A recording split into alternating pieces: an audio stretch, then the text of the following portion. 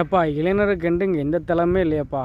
வேலையும் கிடைக்கிறதில்ல, தொழிலும் இல்லை, எதுவுமே இல்லை. சரி ஏதாவது விதத்தில் நாங்கள் நிலைநாட்டிக்க முடியாது அப்படின்னு சொல்லிட்டு இந்த சமூக வலைதளங்காட்டி அந்த வலிய வேதனையை எப்படியோ குரல் கொடுத்து எங்கள் உரிமை நிலைநாட்டி எதுலையாவது தக்க வச்சு அப்படியே வாழ்க்கை ஓட்டலாம்னு நினச்சா எங்களை ஒரு நீதி அரசர், கடவுள் நீதி தரக்கூடிய கடவுளாக நினைக்கிறவர் கரப்பான் பூச்சி மாதிரி இப்படி ஏன்டா வேலை இல்லாமல் எங்களை நச்சரிச்சுட்டு இருக்கிறீங்க, எல்லாத்துலேயும் மூணு இது பண்ணிட்டு போட்டு சொன்னதுக்கப்புறம் கரப்பான் பூச்சி ஜனதா கட்சின்னு உருவாக்கி இணையத்தில் வேலை வெட்டி இல்லாமல் கொண்டிருக்கானு உனக்குலாம் என்னன்னு சொல்லி போட்டு சொன்னது.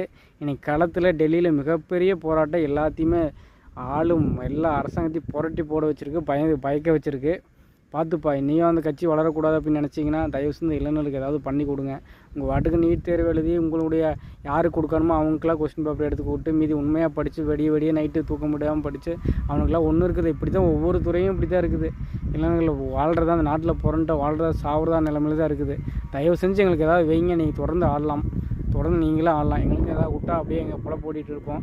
எல்லாம் புரட்சி கடைசியில் கரப்பான் பூச்சி தான் பிரதமராக இருக்கும், கருத்து பூச்சி அமைச்சராக இருக்கும், எல்லா பக்கம் கரப்பான் பூச்சி தான் இருக்கும். கொஞ்சம் பார்த்துங்கப்பா.